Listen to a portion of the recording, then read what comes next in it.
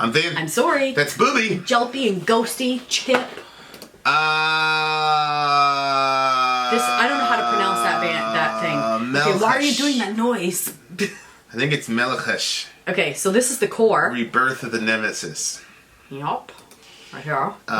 From the... That's, the core. That's Pony and Leah, right? That's what I believe it to be, but I never speak before I don't know.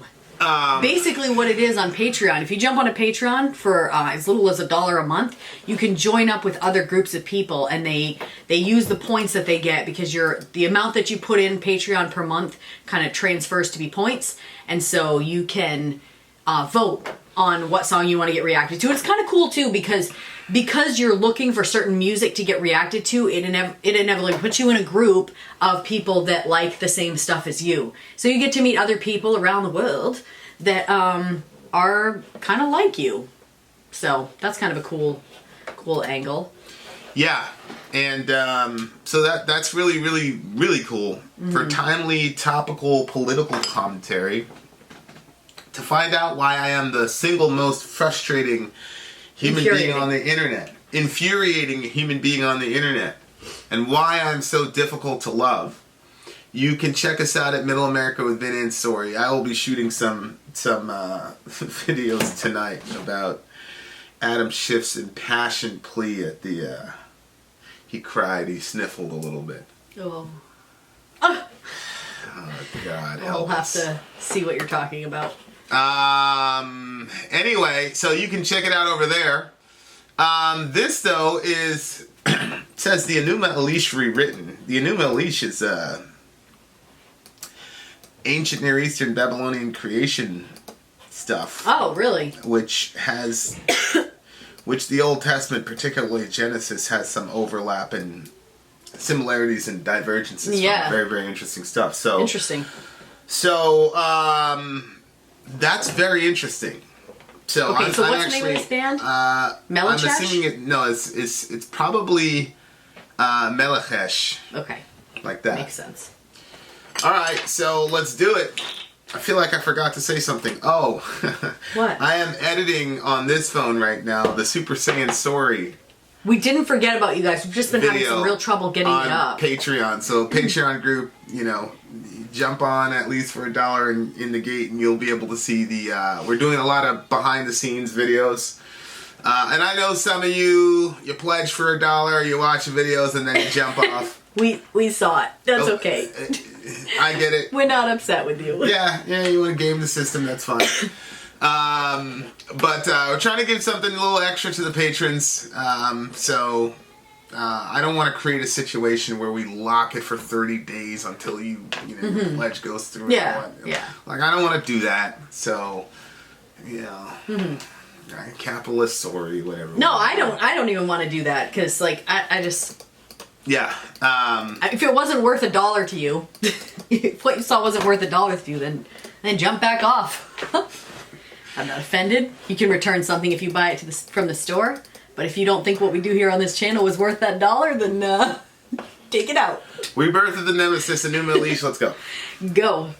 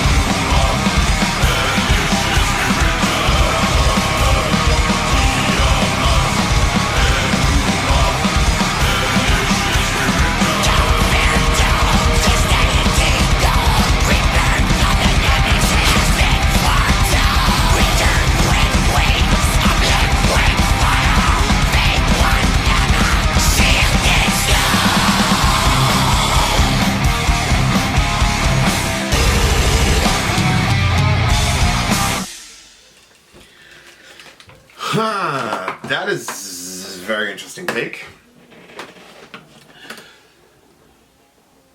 What is this, black metal? What'd they say the genre was? Didn't say. You said there's no more genre stuff. I missed the genre. It's probably black metal. What's the name of the band? Melechesh. I don't know. Melech is angel. Malach is angel, and Malach, I think, is angel in Arabic, so probably means angel something. It reminded me of like Michael or something. Yeah, they're an ethnically Assyrian and Aramaic black metal band and Mizrahi metal band that originated in Jerusalem, Israel. Currently based in Amsterdam in the Netherlands. Wow. Really? That's interesting. That's pretty crazy. Okay, so they're from pretty much the area where Enuma Elish was written and all that jazz.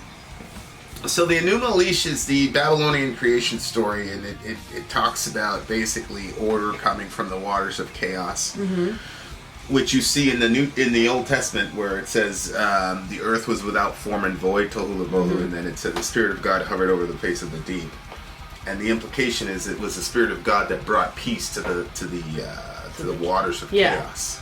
So I'm going to read this little thing here because it's really interesting stuff. And and then I think once you see this, and you'll see Dynasty of the Saltwater People, Uruk. Uruk is a city where Gilgamesh was a ruler in the king list in the Babylonian. It's not in this thing, but take my word for it. Okay.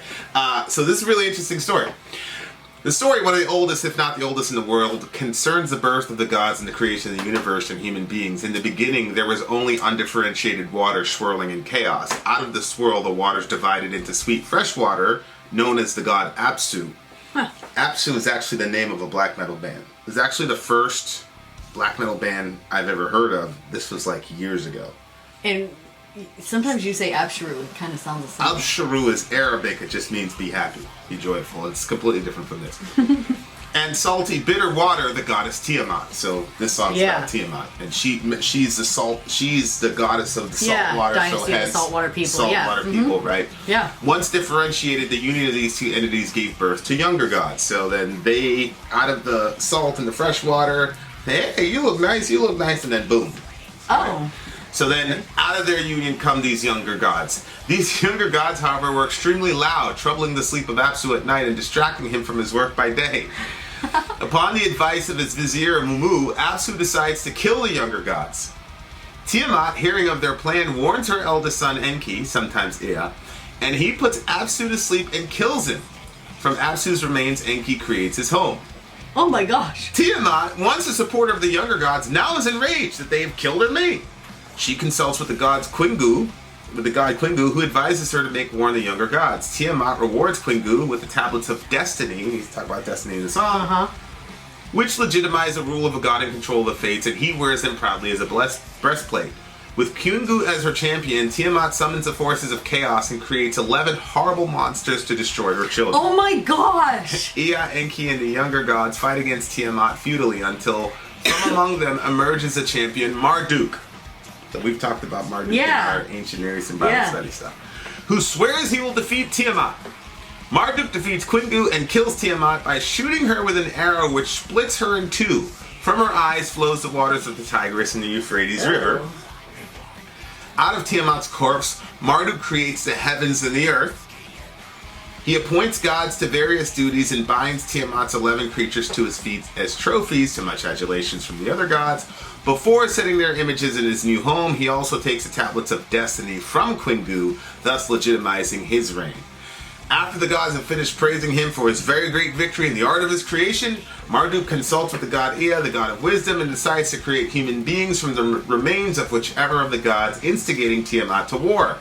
Quingu is charged as guilty and killed, and from his blood, Ea creates Lulu, the first man to be a helper of the gods, slave, in their eternal task of maintaining order and keeping chaos at bay. As the poem phrases it, Ea created mankind, on whom he imposed the seed right there. He imposed the service of the gods and set the gods free. Because now, you've got men as slaves to work for him. And, we talked about this in the Bible Boogie where, human beings would summon the gods, but then the gods would basically, there was a quid pro quo. See what I did there? Following this, Marduk arranged the organization of the netherworld and distributed the gods to their appointed stations. The poem ends in tablet 7 with long praise for Marduk for all of his accomplishments. So this, and Tiamat is usually kind of projected as a dragoness. Oh, okay. Very powerful serpentine dragon. She's described as shining, bright, those types of things. Interesting. Yeah.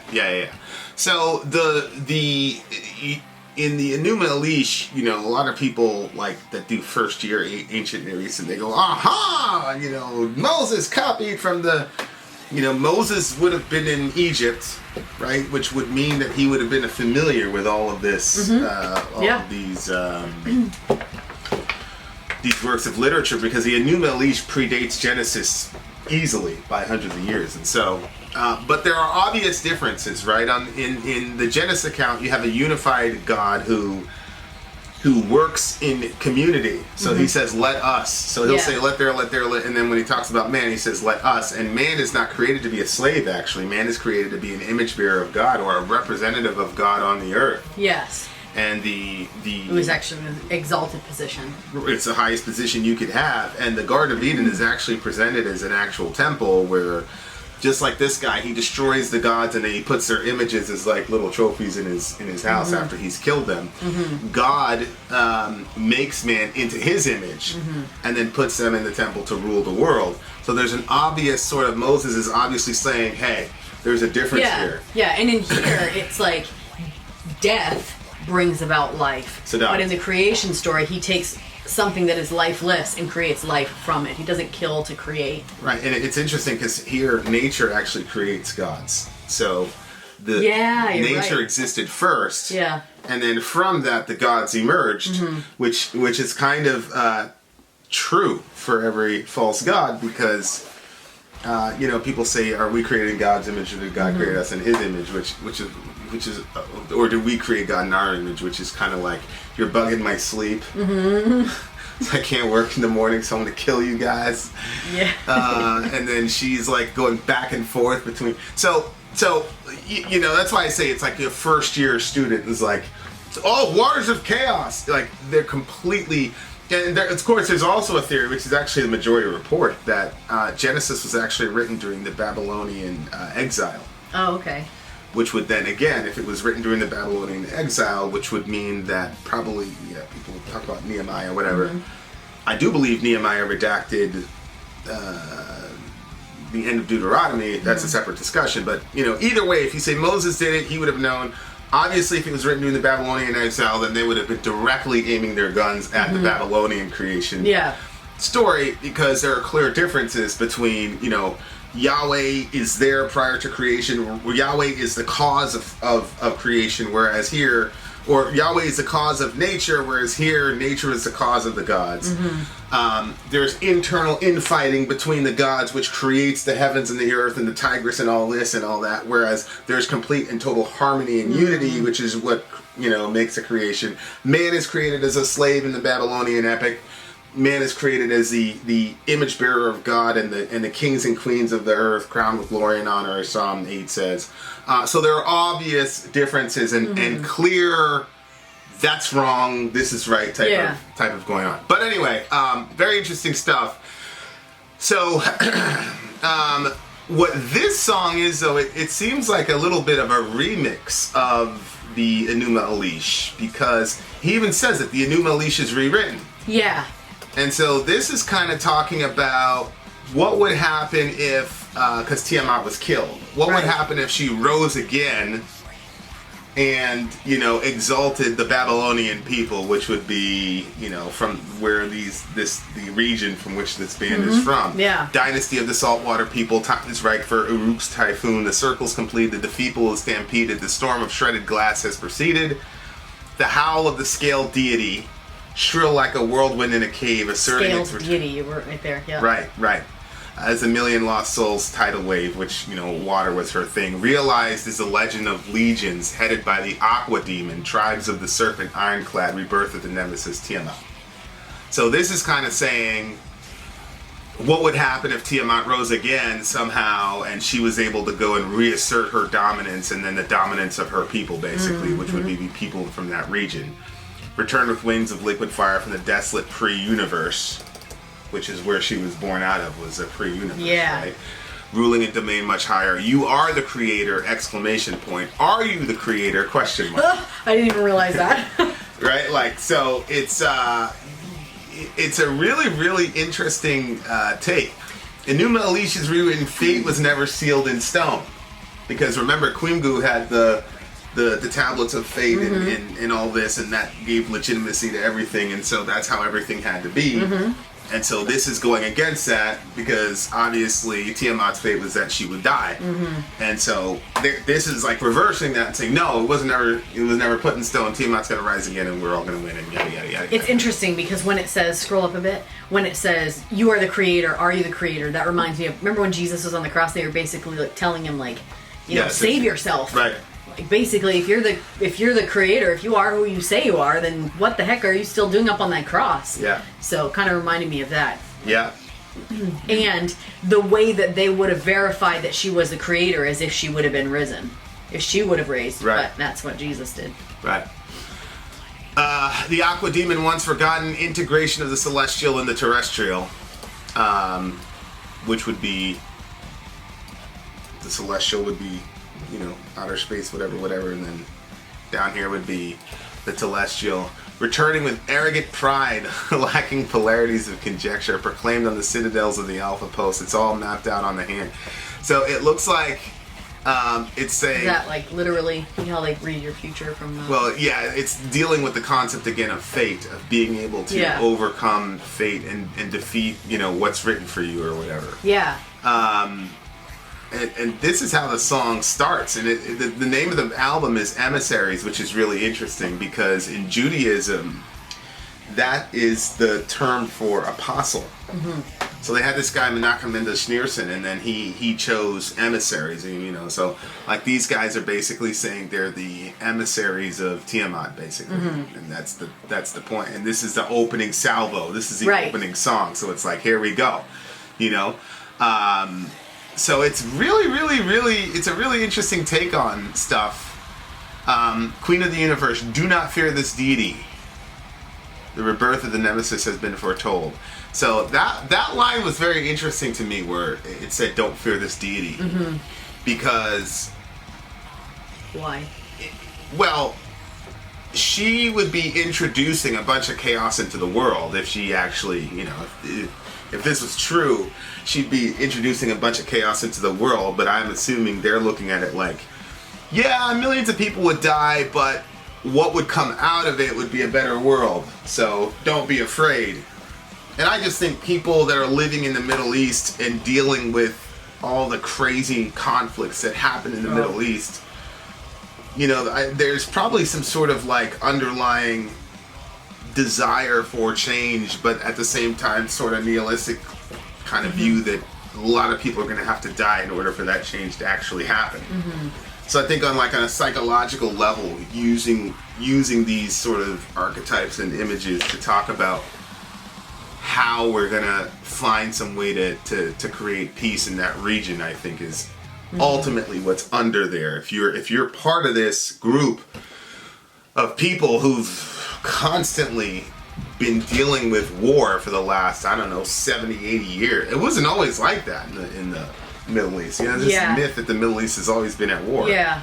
It wasn't always like that. But of course, you know, especially post-World War II, resettlement of Jerusalem, things like that, created some really hairy situations, obviously, for those people. And so you kind of lose hope that you're going to be able to find a peaceful solution without millions of people dying or a bunch of people dying, so that you can kind of have sort of like a flood and then rebirth kind of motif. Type of situation. It's pretty crazy over there. And obviously, I mean, even from a Christian perspective, you don't say that you can redeem the world by millions of deaths, but what we're saying is there was one death that was worth billions of deaths that redeemed the world. So we're kind of saying the same thing, only our story is a little bit more efficient because it's one person. Because it was John... 11, isn't it more expedient that one man died and the whole nation perish? Right? So, so anyway, I thought, you know, sonically, not really my thing. This kind of black metal is not really my thing sonically. Like, I think I've pretty much found I'm more of a Batushka, Magua black metal guy. I'm not really this type of black metal, but I saw what they were doing. I saw where they were going, and lyrically, it's brilliant. I could spend, obviously, 15 hours talking about the Enuma Elish because I'm a big fan of the ancient Near East, and one of these days, inshallah, maybe we'll be able to do an ancient Near Eastern Bible boogie, Ian. So yeah, but they're the bosses, so I don't get to dictate that stuff. So. I think that the idea of fate is an interesting topic. I've always been interested in fate and destiny and mixing that with my Christianity, and like, because there's like a sense in which like you couldn't talk about fate or destiny. Like those were like bad words. Oh yeah, there's, you know. Well, you were in an Armenian household. Right. Yeah. Right.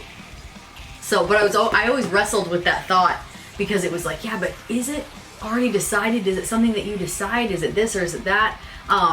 And, you know, recently, within the last, 2 days, I've been thinking about, self-fulfilling prophecies where you think you're going to fail and so then you fail. Or like, we've been going to the gym and like, you told me about the 40% thing. Like when you think you're working your hardest, you're literally only putting out 40%. Yeah. So, and with that mindset, I've been able to do more. And so I think that there's a lot of times. Your gains have been pretty massive. I think that there's a lot of times where we actually like, I actually don't want to curse when I'm saying that, but like we screw up our own lives, we screw up our own day and our own futures because we assume something negative out of a situation and we assume it's not going to go good because it's never gone good. But when you walk into anything with that type of an attitude, you've already set the whole thing on a negative. So, just how many, when we talk about fate, like how much is fate and how much is like you made that happen yourself, you know what I mean? Like, yeah, it's just interesting. Flashhole. Good stuff.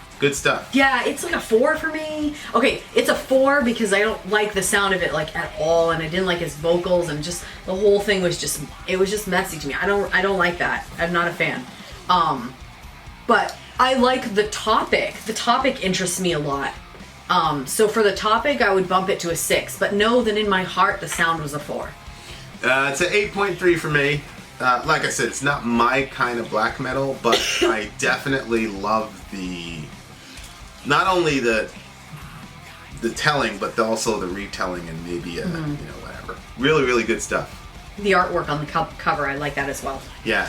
I saw the dragon. I was like, I don't know if we should have that as a thumbnail or that. So there you are. Vin out. Sori out. Gone.